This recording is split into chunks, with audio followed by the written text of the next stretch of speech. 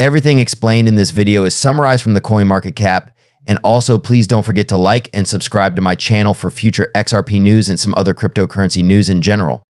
Now take a look at this. Majority win 54 out of 58 US candidates supported by crypto super PAC Prevail. Before we move further, there is a new crypto airdrop now taking place on Telegram, which is about to launch on the 28th of this month. Please make sure you participate in this airdrop. The link is in the description of the video.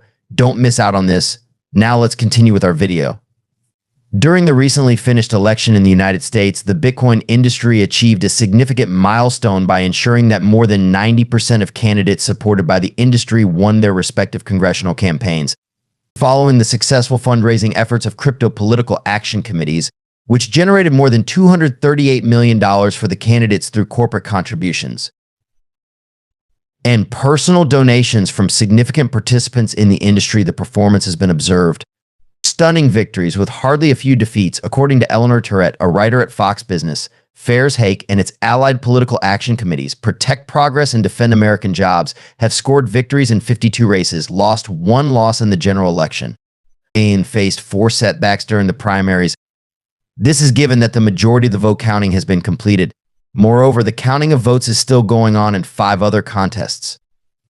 It has been reported that 3 candidates for the cryptocurrency industry are losing, while 2 candidates are now winning in their respective surveys.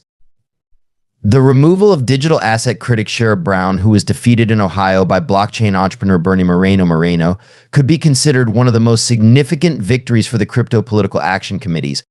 Brown, who had been the Senate banking chair before his loss, was undone by a campaign that cost $40 million and involved one political action committee paying for 5 primetime advertisements to increase Moreno's profile. Even though Brown had first downplayed the threat posed by the cryptocurrency industry's support for Moreno, he was left regretting his decision after the relatively unknown luxury auto dealer defeated him by more than 211,000 votes to secure the seat in the Ohio Senate. In Colorado 8th District, the Democratic incumbent, Dr. Yadira Caravillo, was defeated in a high-profile election and was one of the unsuccessful candidates. However, the Republican rival Gabe Evans emerged successful, even though Fairshake reportedly invested more than $2 million in support of her candidacy. Approximately 2,000 votes were the difference between the Republican candidate, who was categorized on the website of Stand With Crypto as having no stance on crypto, and the candidate who was strongly pro-crypto, Caravillo. If around 97% of the votes had already been tabulated, Turret asserts that the Congresswoman conceded her contest to Evans.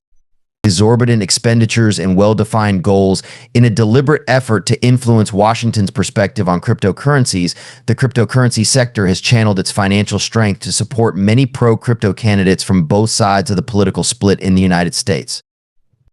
According to analyses conducted by the blockchain analytics business Breadcrumbs and Fox Business, one of the most significant contributors was the venture capital firm Andreessen Horowitz, often known as a 16Z.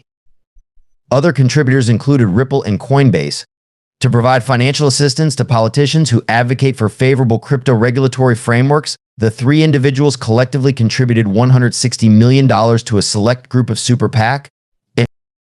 It has been revealed that Coinbase alone contributed $75 million to the Crypto Political Action Committee's PAC, which includes a new pledge of $25 million for the upcoming midterm elections in 2026. The United States Securities and Exchange Commission (SEC) has taken enforcement measures against Ripple and Coinbase, both of which have been found to violate the law. Even though it prevailed in certain elements of the case, specifically that programmatic sales of its XRP tokens did not violate the aforementioned rules, the former was forced to pay a fine of $125 million after being found guilty of violating securities laws. According to Stand With Crypto, there were a total of 262 lawmakers who supported cryptocurrency and made it to Congress, while there were 123 lawmakers who held the opposing perspective. People can transfer value directly over the internet using cryptographic blockchains, which allows for the transfer to be affordable, practically instantaneous without the need for a middleman, and with a public record that cannot be altered. Possibly the most significant financial invention to come out of the United States in recent decades is this technology. However, just like any other financial product or invention, its success is contingent on the clarity of legislation and regulations. The United States Congress should have already passed a clear framework for the appropriate regulation of cryptocurrencies by now. The American financial markets have been the most inventive in the world for a very long time. This is largely because our legislative and regulatory frameworks, particularly those for our capital markets, are generally well-defined and balanced. The Securities Exchange Commission is responsible for protecting these frameworks. The Securities and Exchange Commission (CC) has jurisdiction over only securities in areas that are immediately adjacent to them, such as issuers and securities exchanges. The Securities and Exchange Commission (CC) does not have the authority to make decisions regarding the merits or suitability of securities. As a result of this restraint, numerous new financial products have been developed, which have assisted the United States in preserving its position as a global leader in the financial sector. By its limited disclosure-based responsibilities, the Securities and Exchange Commission (SEC) has been a source of innovation in the American capital markets. This innovation has included new asset classes such as exchange-traded funds, money market funds, and equity-linked derivatives. The SEC has made this innovation possible by implementing rules that are both explicit and customized, that is, until crypto happens. It is safe to say that the great majority of cryptocurrency tokens are not even remotely comparable to products that are generally recognized as securities. In most cases, cryptocurrency tokens do not come with a contract, and they do not have any ownership stake or claim on the assets of the creator. To conclude that the 1934 Securities Exchange Act and related case law, including the Howey decision, apply to the majority of crypto tokens, it is necessary to employ a stringent reading of the legislation. It is becoming increasingly common for federal courts to reach that conclusion, but not Gary Gensler, chairman of the Securities and Exchange Commission.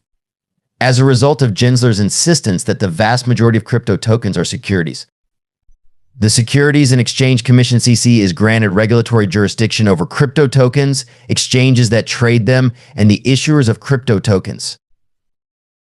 The refusal of Gensler to explain how he arrived at these judgments occurred at public hearings of the Senate Banking Committee, during which I served as the ranking member. When Gensler was pressed to explain what differentiates Bitcoin from crypto securities, he declined to provide a coherent explanation. Even though he has admitted that Bitcoin is not a security, even though the Securities and Exchange Commission (CC) asserts that it has jurisdiction over the issuance and trading of cryptocurrencies, it has declined to issue new regulations that are specifically designed to regulate these activities. Tokens from cryptocurrencies are traded, settled, and stored in a manner that is distinct from that of traditional securities. Even if some crypto tokens would be considered securities, players in the cryptocurrency market would still be unable to comply with the standards that are meant for traditional securities. The Securities and Exchange Commission (SEC) has. The information that has been provided is not intended to be trading advice. There is no responsibility for any investments that are made based on the information that is provided on this page. Before making any decision about investments, we strongly advise conducting independent research and consulting with a knowledgeable professional.